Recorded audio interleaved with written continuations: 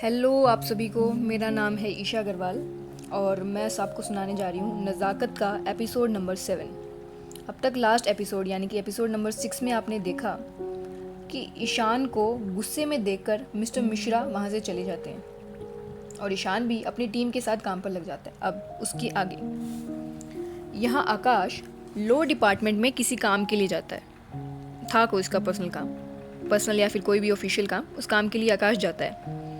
जब वो जा रहा था तो वो ग्लास वॉल से देखता है कि माहिरा अपने 2 से 3 कलीग के साथ किसी बात पर ज़ोर ज़ोर से हंस रही थी।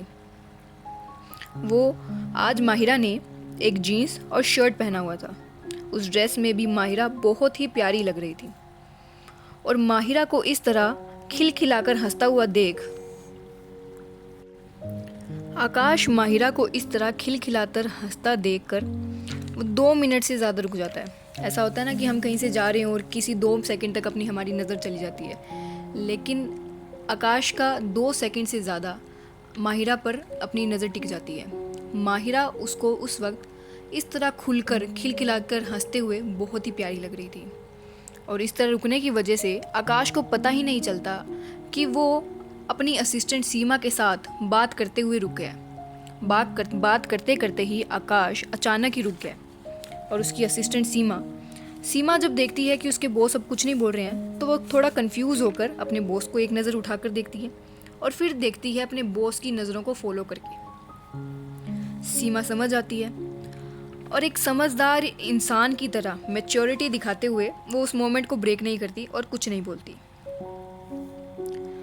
यहाँ जब माहिरा को अपने ऊपर किसी की नज़रों का एहसास होता है, हमारी सिक्स सेंस कहती है ना कि हमें कोई देख रहा है, वैसे ही जब माहिरा को अपने ऊपर किसी की नज़रों का एहसास होता है तो वो इधर उधर देखने लग जाती है और ग्लास के दूसरी तरफ उसे आकाश दिखता है। माहिरा और आकाश के बीच में एक ग्लास की वॉल थी, लेकिन उन दोनों का आई कांटेक्ट इतना स्ट्रॉन्ग होता है कि 440 वोट का झटका लग जाए। उन दोनों का आई कांटेक्ट काफ़ी स्ट्रॉन्ग था। अपने ऊपर इस तरह आकाश की नज़रों को माहिरा अनकंफर्टेबल फील नहीं करती। किसी की नज़रों से हम ऐसे अनकंफर्टेबल फील करने लग जाते हैं, लेकिन माहिरा को आकाश की नज़रों से बिल्कुल भी अनकंफर्टेबल फील नहीं होता, बल्कि उसके पेट में तो कुछ अलग सा गुड़गुड़ होने लगता है। गुड़गुड़, कुछ अलग सी बटरफ्लाइज टाइप उसको उड़ने लगती है उसके पेट में और मन ही मन में वो कहती है, ओह गॉड प्लीज़ इतना इंटेंसली मत देखो मेरी तरफ। ये तो ऐसे देख रहे हैं जैसे मैं इनके घर की बेल बजाकर भाग गई हूँ, या फिर उस जंगली कुत्ते उस लॉलीपॉप को पत्थर मार दिया हो। हटाओ अपनी ये डार्क ब्यूटीफुल होट आंखों को मुझसे। माही क्या सोच रही है? और माहिरा इसी तरह से सोच रही थी और मानो सच में आकाश को माहिरा को मैसेज मिल गया हो। वो अपनी नज़रें हटाता है और देखता है कि माहिरा के पीछे एक लड़का था और आकाश खुद एक लड़का था और एक लड़का होने के नाते आकाश उस लड़के की नज़रों को समझ जाता है। वो देखता है कि वो लड़का बड़ी ही गंदी नज़रों से माहिरा को बैक से देख रहा था। ये देखकर मानो आकाश का खून खोल उठता है, मानो नहीं उसका सच में खून खोल उठता है। उसकी आंखें गुस्से से बिल्कुल लाल हो जाती है। उसका मन कर रहा था कि वो उस लड़के को टॉप फ्लोर से धक्का दे दे, लेकिन इस तरह किसी के ऊपर भी जाकर वो एलिगेशंस लगा नहीं सकता था क्योंकि अभी कोई प्रूफ नहीं था। माना कि वो कंपनी का लीगल एडवाइज़र था, लेकिन आप किसी को जाके इस तरह का हैरेसमेंट का या फिर एक ऐसा एलिगेशन लगाओगे तो ये सही बात नहीं है। और एनीवेज उस लड़के ने अभी तो कुछ ऐसा एक्शन नहीं किया था, तो इस बात को आकाश समझता था और आकाश ये भी जानता था कि अगर वो जाकर तुरंत उसके ऊपर एलिगेशन लगा देगा तो वो लड़का साफ मना कर देगा। इसी वजह से आकाश कुछ नहीं कर पाता और मैच्योरिटी दिखाते हुए आकाश अपना सारा गुस्सा पी जाता है, लेकिन उसकी आंखें गुस्से की वजह से अभी भी लाल थी। वो अंदर आता है, उसे देखकर सभी एम्प्लॉयज़ उसे ग्रीट करते हैं। आकाश कुछ भी नहीं कहता, वो सिर्फ और सिर्फ अपनी नज़रों से उस लड़के को ही घूरे जा रहा था कि मानो नज़रों से ही धमकी दे रहा हो कि दूर रहना। सब आकाश की ओर देख रहे थे। सबको लगता था कि आकाश आया है तो कुछ ना कुछ बोलेगा, और सबकी नज़रें उसी के ऊपर थी और सब आकाश के बोलने का इंतज़ार कर रहे थे। लेकिन आकाश, वो तो किसी को अपनी आंखों से ही जलाने में बिजी था। तो सीमा एक सेंसिबल असिस्टेंट होने के नाते बात को हैंडल करते हुए आगे बढ़कर आती है और कहती है, good evening everyone and congratulations to you all. हमें सिंगापुर वाला प्रोजेक्ट मिल गया है और इसी खुशी में आज शाम को एक कॉन्ग्रेचुलेटरी डिनर पार्टी रखी गई है। इस पार्टी में फाइनेंस एंड डिज़ाइन डिपार्टमेंट आने वाले हैं और आकाश सर चाहते हैं कि लॉ डिपार्टमेंट भी इसमें शामिल हो, यानी कि आप सब इनवाइटेड हैं। सीमा की बात सुनकर सबके चेहरे चमक जाते हैं। सब खुश होकर आकाश को थैंक यू कहने लगते हैं और आपस में शाम के प्लान्स बनाने लगते हैं। माहिरा भी बहुत खुश थी और आकाश को देखकर सोचती है, ये मिस्टर पागल पेशेंट को क्या हुआ है? पहले मुझे देख रहे थे, लेकिन अब खा जाने वाली नज़रों से अमन को क्यों देख रहे हैं? हाँ, हम लड़कियों को तो ऐसे ही नाम खराब है, हमसे ज़्यादा तो इन लड़कों को मूड स्विंग्स होते हैं। एनीवेज, आज शाम को पार्टी है, कितना टाइम हो गया यार, और स्वरा भी होगी इस पार्टी में, मज़े आएंगे। माहिरा इस तरह रात के सपने सजाने लगती है और यहाँ आकाश पूरा कुछ कहने के बाद, सीमा के पूरा कुछ कहने के बाद बात को समझता है और सीमा के साथ बाहर की तरफ आने लगता है। जाते हुए वो एक नज़र उस लड़के पर डालता है और फिर वो माहिरा को देखता है। माहिरा को देख उसके एक्सप्रेशन अपने आप ही थोड़े सॉफ्ट हो जाते हैं और बाहर जाते हुए वो सोचता है, ये मैं क्या कर रहा था? उस लड़के की गंदी नज़रों से मुझे ऐसा क्यों फील हुआ कि मिस माहिरा को सभी गंदी नज़रों से प्रोटेक्ट करूं। मिस माहिरा के लिए मेरे अंदर अलग सी प्रोटेक्टिवनेस आ रही है। नहीं, ऐसा कुछ नहीं है। मिस माहिरा की जगह कोई और भी लड़की होती तो भी मुझे ऐसा ही लगता। और अपने आप को समझाते हुए आकाश वहाँ से चला जाता है और इसी तरह सब उस पार्टी के लिए अपने सपने संजोने लगते हैं और शाम का होने की इंतज़ार करने लगते हैं। अब शाम के समय पिक्सल डोमिनेशन के फाइनेंस, डिज़ाइन और लॉ डिपार्टमेंट के सभी लोग एक क्लब में थे। वो क्लब ऐसा था कि जिसमें एक साइड तो डांसिंग एरिया था जहाँ पर सब ड्रिंकिंग और सब कुछ डांस चल रहा था, और दूसरी तरफ डाइनिंग टेबल्स लगी हुई थी। उन डाइनिंग टेबल पर सभी लोग अपनी अपनी सीट लेकर बैठे हुए थे। हेड चेयर पर आकाश बैठा था, उसके एक तरफ फाइनेंस और लॉ के कुछ लोग बैठे थे और उसकी दूसरी तरफ डिज़ाइन के और बाकी लॉ के कुछ लोग बैठे हुए थे। आकाश के जस्ट साइड में स्वरा थी और स्वरा के जस्ट साइड में थी माहिरा, और माहिरा के बिल्कुल सामने था वो लड़का अमन। और ईशान तो अपनी डिज़ाइनिंग टीम के साथ बिल्कुल बीच में बैठा था। डिनर स्टार्ट हो जाता है, सभी हंसी मजाक कर रहे थे। डिनर का माहौल बिल्कुल वैसा ही था जैसा एक मोमेंट को लाइट करने के लिए होना चाहिए था। सभी हंसी मजाक कर रहे थे, खाना खा रहे थे, बीच बीच में बातें कर रहे थे। कोई किसी के साथ बात कर रहा था तो कोई किसी के साथ बात कर रहा था। ईशान सबके साथ बात कर रहा था और अपनी फने किस्से सुना रहा था, अपनी फनी पुरानी बातें बता रहा था, सबको हंसा रहा था। खास करके लड़कियां ईशान के आसपास ज़्यादा बैठी थी। ईशान के आसपास ज़्यादातर लड़कियां ही थी और वो ईशान से बारी बारी बात करने की कोशिश कर रही थी। कोई उसके कंधे पर हाथ रख रही थी तो कोई बातों बातों में उसके बाइसेप चेक कर रही थी, तो कोई गलती से हाथ लगने के बहाने उसके हाथों को वेन्स को टच कर रही थी। ऐसे ही ईशान के आसपास लड़कियां मंडरा रही थी, बिल्कुल मक्खियों की तरह। और जब कोई ईशान के कर्ली बालों को टच करने ही वाला था तो ईशान तुरंत उसे रोक देता है और सॉरी कहते हुए कहता है कि उसे पसंद नहीं कि कोई उसके बालों को हाथ लगाए। वो लड़की भी सॉरी कहकर थोड़ा पीछे हट जाती है और बाकी का डिनर कंटिन्यू होने लगता है। इसी तरह ये डिनर चल रहा था। ईशान की टीम के अंदर राहुल, अंशी, रिया और मयंक ये भी आपस में बातें कर रहे थे। राहुल बारी बारी रिया का ध्यान रख रहा था और रिया थोड़े नखरे दिखाते हुए अपने ध्यान राहुल के ऊपर कम था। और सीमा, आकाश की असिस्टेंट, वो भी ईशान की टीम के साथ ही बैठी थी। सीमा को देखकर ऐसा लग रहा था कि जैसे वो इन सब का ही पार्ट हो और सीमा और मयंक आपस में बात कर रहे थे। मयंक के लिए बात करना काफ़ी रेयर था, लेकिन फिर भी मयंक सीमा के साथ बात कर रहा था। ये देखकर उनकी टीम के सभी मेंबर्स थोड़े तो शॉक थे ही। इसी तरह वो डिनर काफ़ी अच्छा चल रहा था। माहिरा स्वरा की तरफ थोड़ा लीन होते हुए अपनी नज़रों को ईशान पर रखती है और नज़रों को ईशान पर रख के धीरे से स्वरा के कान में कहती है, ओह, तो ये है डिज़ाइनिंग का टीम लीडर ईशान मल्होत्रा।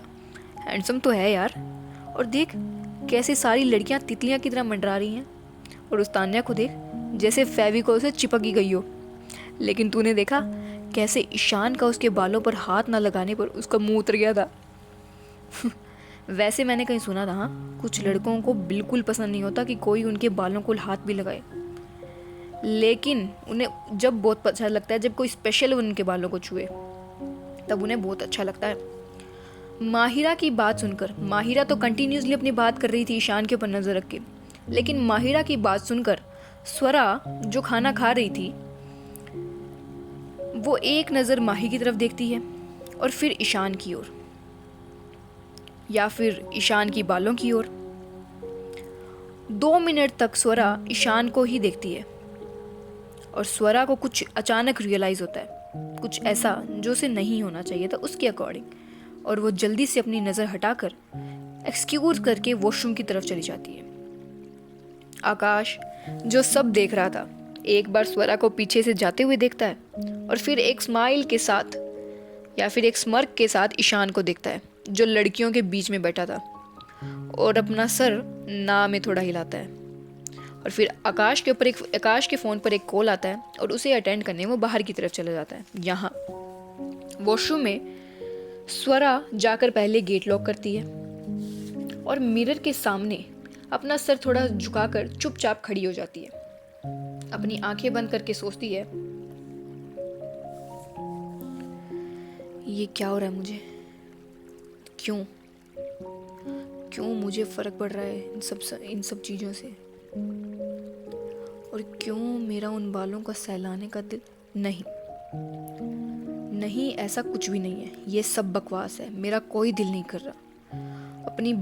अपनी आंखों को खोलकर वो अपने आप को मिरर में देखती है और अपने आप को देखते ही उसे कुछ याद आने लगता है और अपनी आंखों को वो एक बार जोर से बंद करती है। उसे क्या याद आ रहा था, उसकी कुछ ऐसी पुरानी मेमोरीज स्वरा को याद आने लगती है, और उसके बाद ताकि वो उसको मेमोरीज दोबारा ना आए, स्वरा आंखें खोलती है और ज़ोर ज़ोर से पानी अपने मुंह से धोने लगती है। शायद वो ये सोच रही थी कि उस पानी से वो उन कुछ यादों को भी धो सकती थी, लेकिन स्वरा जानती थी कि ऐसा कुछ नहीं हो सकता। इस तरह आज ईशान को सभी लड़कियों के आसपास और सबको देखकर स्वरा को पता नहीं क्यों कुछ अलग सा महसूस होता है, उसे कुछ अच्छा नहीं लगता। और जब बात उसके बालों के ऊपर आती है तो पता नहीं क्यों स्वरा को एक अलग सी किस्म की पॉजिटिवनेस ईशान के बालों से रिलेटेड होती है। और जब स्वरा को ये रियलाइज़ होता है तो अपने आप को संभाल नहीं पाती और इमोशंस की वजह से ओवरवेलमिंग होकर वो वॉशरूम में आ जाती है और अपने आप को थोड़ा संभालते हुए वो बाहर की तरफ आती है। जब वो बाहर आती है तो देखती है कि ईशान एक दीवार से लगकर उसी का इंतज़ार कर रहा था। स्वरा को देखकर ईशान उसके सामने आता है और अपनी उसी मेलोडी जैसी आवाज़ में थोड़ा चिंता के साथ कहता है, मिस तलवार, आप ठीक है? मैंने देखा कि आप अचानक से उठकर वहाँ से चली आई, आपको स्वेटिंग भी हो रही थी और आप साथ साथ में काफ़ी टेंस भी लग रही थी। एक्चुअली आप जिनके साथ बैठी थी, आपकी वो फ्रेंड है शायद, वो वहाँ थी नहीं तो मैं ही आ गया। So you okay? स्वरा एक बार ईशान को देखती है जिसकी नज़रों में चिंता साफ थी। अपनी ओर इस तरह किसी को देखता पाकर वो सोचती है, नो नो नो, इन आंखों से मेरी तरफ मत देखो। तुम्हारे आसपास तो कितनी सारी लड़कियां हैं, उनको छोड़कर मुझे क्यों देख रहे हो? क्यों मुझे ही नोटिस कर रहे हो? इस तरह किसी के देखने की आदत नहीं है मुझे। जब भी तुम इन आंखों से मुझे देखते हो तो लगता है तुम सच में मुझे देख पा रही हो। और ये बात मुझे और भी डरा देती है। स्वरा को इस तरह खोता देख ईशान फिर से अब थोड़ी और चिंता के साथ कहता है, मिस तलवार, कहाँ खो गई आप ठीक तो हैं? स्वरा अपने आप को थोड़ा संभालते हुए कहती है, mister Malhotra, yes, I am absolutely fine, thank you for your concern, लेकिन आपको मेरी चिंता करने की ज़रूरत नहीं है। ईशान वैसे तो हमेशा अपने काम से काम रखता था, लेकिन स्वरा को इस तरह से जाता देखकर उसे कुछ ठीक नहीं लगा था। उसने देखा था स्वरा जाते हुए काफ़ी टेंस लग रही थी, इसलिए कुछ उसको ऐसा लगा कि कुछ ठीक नहीं है और उसको लगा कि उसे एक बार चेक करना चाहिए कि स्वरा ठीक है या नहीं। इसलिए बिना कुछ सोचे हुए वो स्वरा के पीछे लेडीज़ वॉशरूम तक आ गया। वैसे तो ईशान को स्वरा से ऐसे ही किसी कोल्ड रिप्लाई की उम्मीद थी, लेकिन फिर भी इस तरह स्वरा के आपकी चिंता करने की ज़रूरत नहीं है कि बात से ईशान को थोड़ा सा वो लगता है, अलग लगता है। स्वरा की बात का जवाब देते हुए ईशान कहता है, ओह ओके, मैं आगे से ध्यान रखूँगा। स्वरा ईशान की बात सुनकर अपनी नज़रें हटा लेती है। उसके लिए शायद अपनी नज़रें ईशान से हटा पाना थोड़ा मुश्किल था। स्वरा समझ रही थी कि यहाँ क्या हो रहा है, और स्वरा अपने आप को संभालते हुए या फिर संभालने का नाटक करते हुए वहाँ से चली जाती है। ईशान पीछे से देखता है स्वरा को जाते हुए, और स्वरा को भी अपने ऊपर ईशान की नज़रें महसूस होती है, और ये बात स्वरा को और भी ज़्यादा डरा रही थी। ऐसा क्या बात थी जो स्वरा को इतना डराती थी इन सब चीज़ों से, इन फीलिंग्स से? फीलिंग्स तो फीलिंग है, कोई तो इन फीलिंग्स के लिए कहता है कि मुझे ये फीलिंग्स आए, लेकिन स्वरा के साथ ऐसा क्या था कि इन फीलिंग्स के होने के बावजूद, ऐसे किसी के लिए फीलिंग्स आने के बावजूद वो इन फीलिंग्स को एक्सेप्ट नहीं कर पा रही थी? क्या इतना मुश्किल था स्वरा के लिए? ईशान स्वरा को पीछे से जाते हुए देखता है और मन में सोचता है, पता नहीं क्यों पर तुम्हारी इन ब्राउन आईज को देखकर लगता है कि आज तुम हमेशा से थोड़ी ज़्यादा उदास हो, थोड़ी ज़्यादा थकी हुई हो। होप कि तुम ठीक हो। हाँ, कभी कभी तो लगता है मुझे ये सब छोड़कर फिलोसफी पढ़ लेना चाहिए। किन चीज़ों को तो मैं बिल्कुल ही गहराई में चला जाता हूँ। हाँ, मैं भी ना। और ये सोचकर ईशान वहाँ से चला जाता है। क्या ईशान बिल्कुल सही सोच रहा था? क्या सच में स्वरा थोड़ी थक गई थी आज, या फिर इतने सारे इमोशंस एक साथ स्वरा को हैंडल नहीं हुए?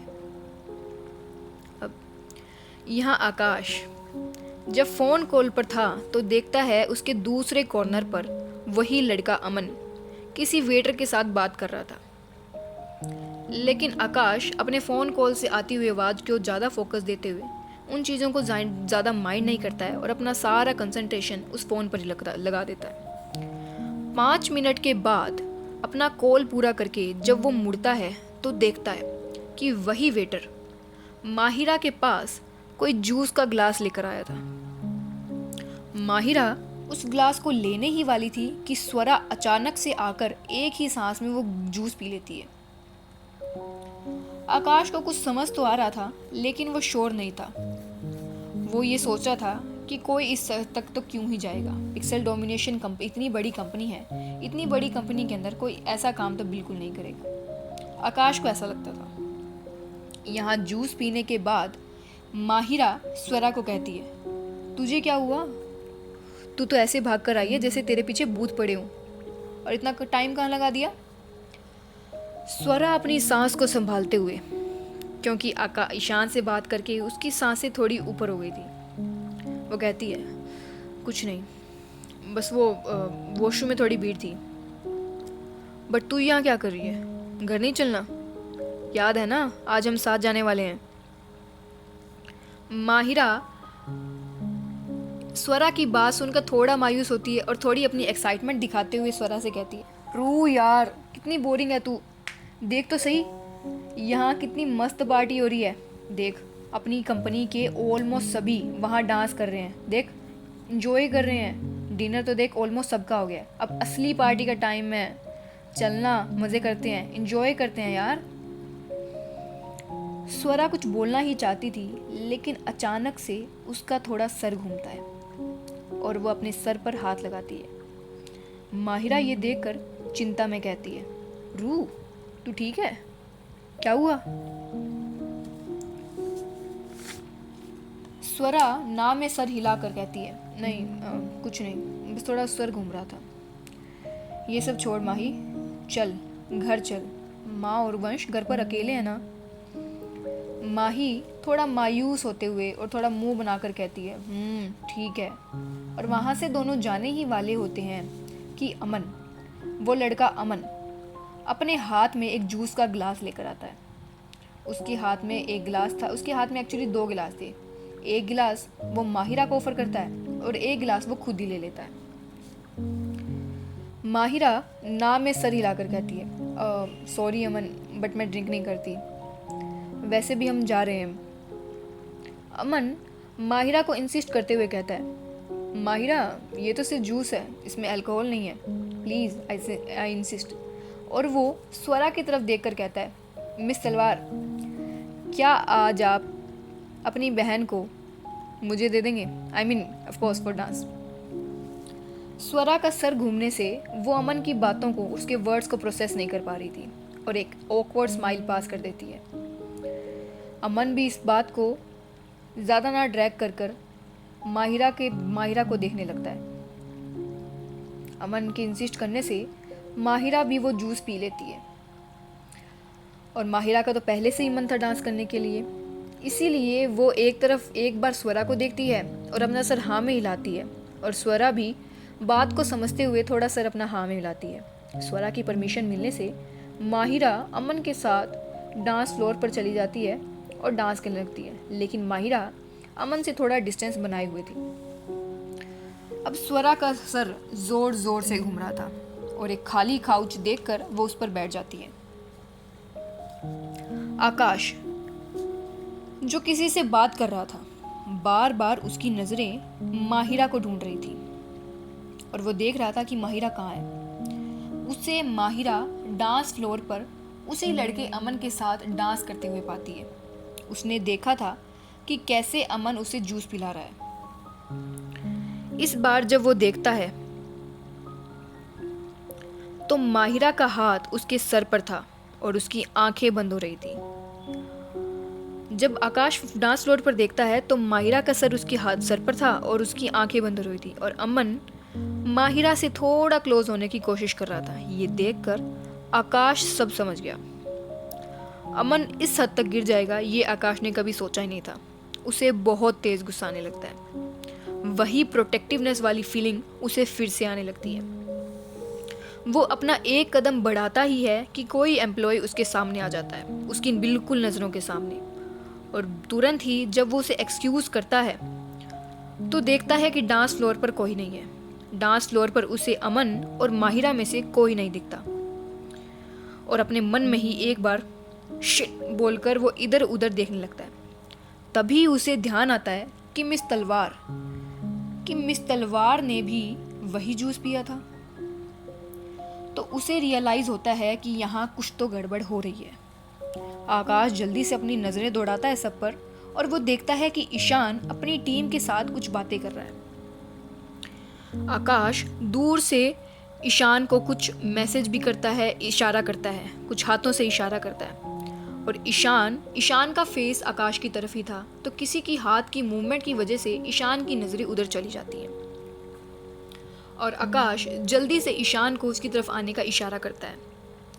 ईशान बात को समझ रहा था। उसको पता था कि इस तरह वो बाहर पब्लिकली दोनों नहीं मिल सकते ताकि किसी को पता ना चले कि वो दोनों एक दूसरे को जानते हैं। इसलिए ईशान कुछ ना कुछ अपनी टीम से बहाना बनाकर आकाश की तरफ चला जाता है और यहाँ ईशान की टीम आपस में बात करने लग जाती है, लेकिन जो मयंक है उसकी नज़रें ईशान पर ही थी।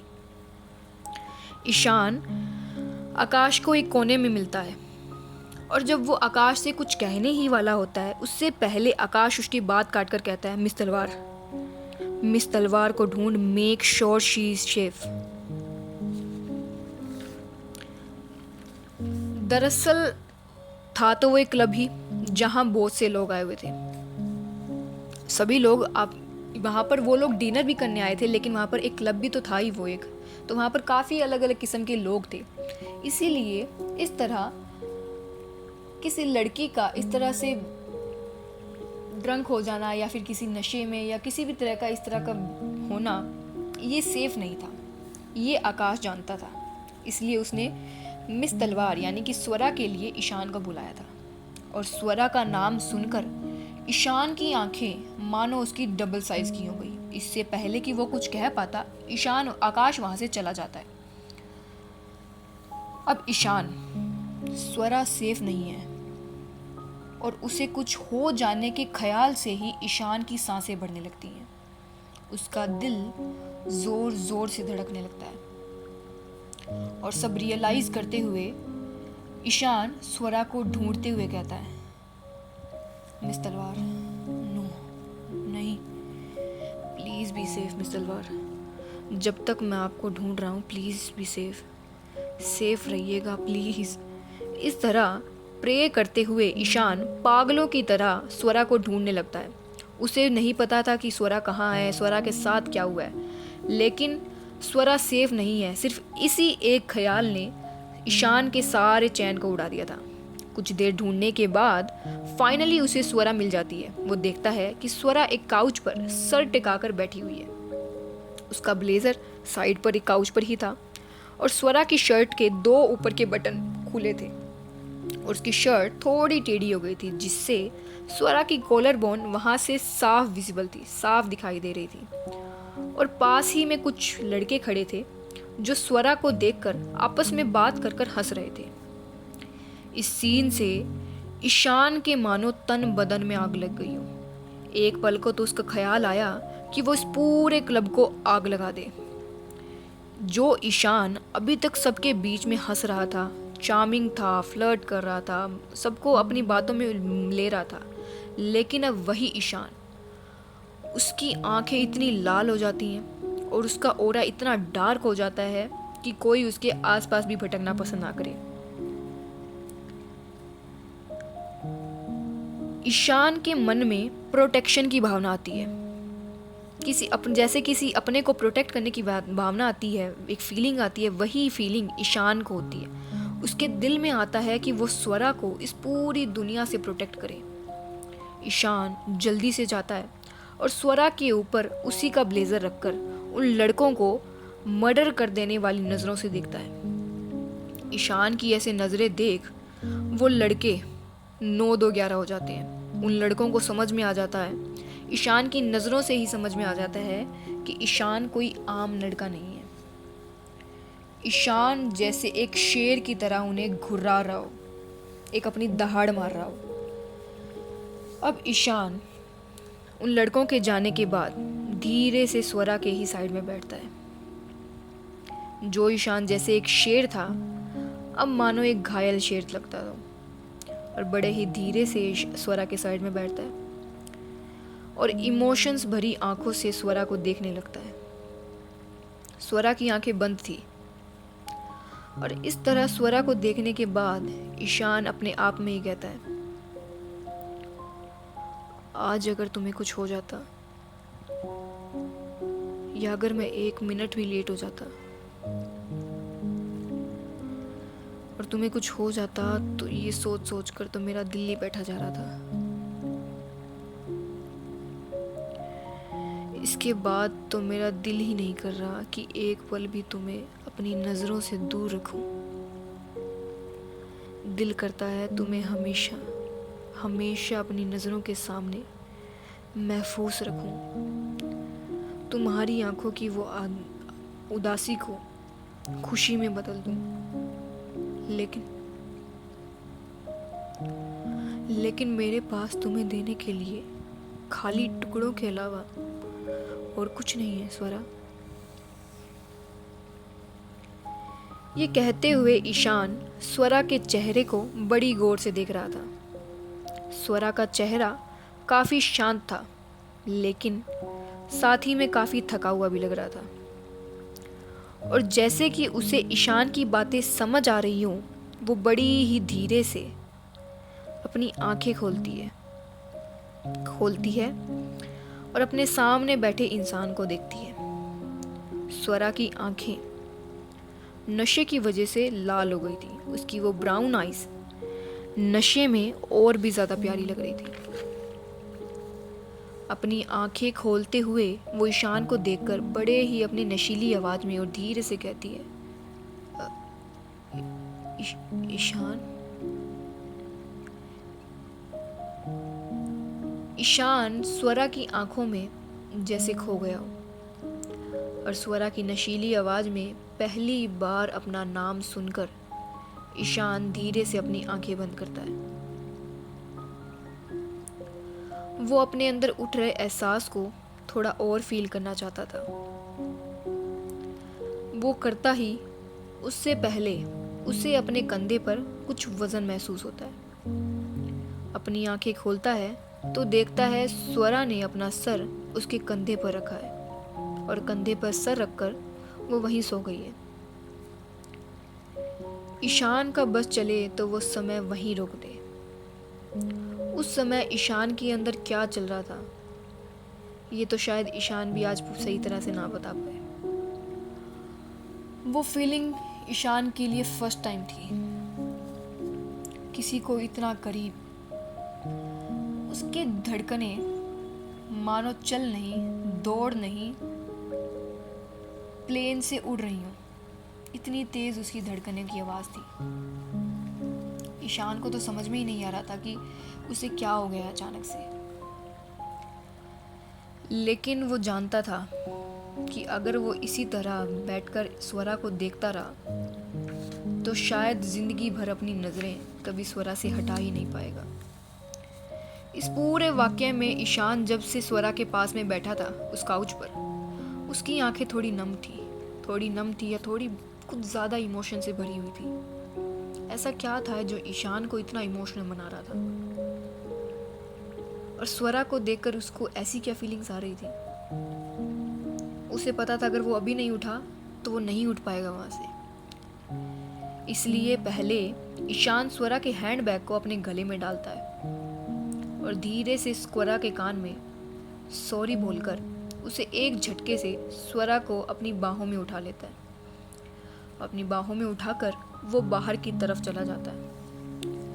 इस तरह स्वरा को अपनी बाहों में लेकर ईशान को कुछ ऐसा लग रहा था कि वो मुकम्मल हो गया है, कि वो कंप्लीट है, और वो बाहर की तरफ चला जाता है। अब यहाँ जब ये सब हो रहा था तो वहाँ आकाश माहिरा को ढूंढ रहा था। वो भी पागलों की तरह माहिरा को ढूंढने जा रहा था। सभी डाइनिंग टेबल्स पर, सभी डांसिंग एरियाज पर, तो सभी रूम्स पर, हर जगह ढूंढ रहा था।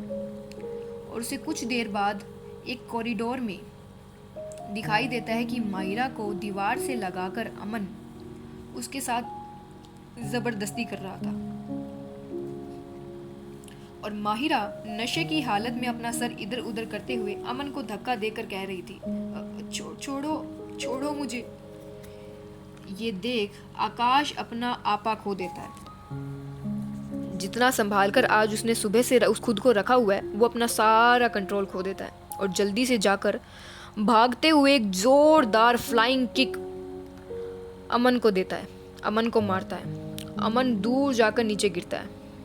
आकाश जल्दी से माहिरा को पकड़ता है, लेकिन माहिरा अपना ढंग से बैलेंस ना बनाते हुए इस दीवार से फिसल कर नीचे बैठ जाती है।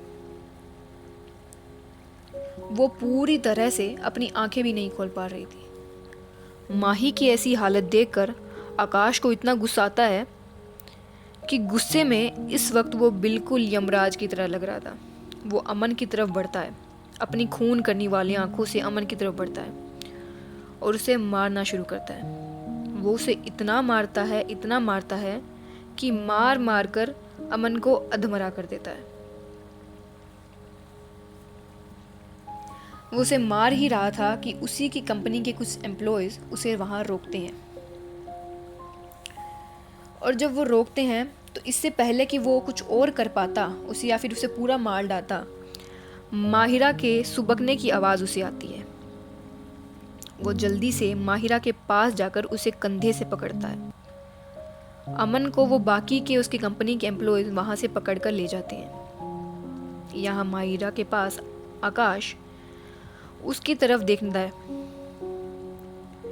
और जब माहिरा आकाश को अपनी तरफ देखता पाती है तो वल्नरेबल और नशे की हालत में होने की वजह से माही आकाश को हग कर लेती है और थोड़ा सुबकते हुए हग करते हुए कहती है, ये मेरे साथ ज़बरदस्ती कर रहा था। मैंने मना किया तो इसने मेरे ज़ोर से हाथ भी दबा दिया। सब लड़के गंदे होते हैं, सभी गंदे होते हैं, सभी। आकाश माहिरा को मर हग करते हुए धीरे से हाँ में सर हिलाता है और अपने एक हाथ से माहिरा के बालों को सहलाते हुए कहता है, हाँ तुम ठीक कह रही हो, सब लड़के गंदे होते हैं। वो लायक ही नहीं होते कि फूल जैसी परियों को संभाल सके, फूल जैसी इतनी कोमल परियों को संभाल सके। लड़के इस काबिल ही नहीं होते। माहिरा आगे कहती है, हाँ सब लड़के गंदे होते हैं, सब, सिर्फ मेरे वंशु को छोड़कर। आकाश जो माहिरा को सहला रहा था और अभी माहिरा के बालों पर एक छोटी सी किस करने ही वाला था, माहिरा की ये बात सुनकर उसका हाथ और वो अपने आप ही रुक जाते हैं। उसे लगता है जैसे कि उस पर ठंडे पानी से किसी ने बरसात कर दी हो या फिर बाल्टी भरकर किसी ने उसके ऊपर ठंडा पानी डाल दिया हो। माही के वर्ड्स को प्रोसेस करके आकाश हग ब्रेक करता है। आकाश को ऐसा लगता है कि माहिरा के मन, दिल में या फिर उसकी लाइफ में ऑलरेडी कोई है, और उसे ऐसा लगता है कि कोई तीर से, चाकू से उसके ऊपर वार कर रहा हो। माही आगे कहती है, नहीं, वंशु भी गंदा है, वो भी मेरे साथ लड़ाई करता है, हमेशा लड़ता रहता है मेरे साथ। आकाश माहिरा की बातों को और संभाल नहीं पाता। पता नहीं क्यों उसके दिल में माहिरा के वर्ड जैसे खंजर जैसे लग रहे हो। उसको क्यों बुरा लग रहा था, पता नहीं क्यों। ये तो शायद आकाश भी नहीं जान पा रहा था अभी। और वो माहिरा को संभालता है और उसका एक हाथ अपनी गर्दन की तरफ करके और एक हाथ उसकी कमर पर रखकर उसे सहारा देकर वहां से बाहर लाने लगता है। बाहर आते हुए माहिरा सिर्फ वंश का ही नाम ले रही थी,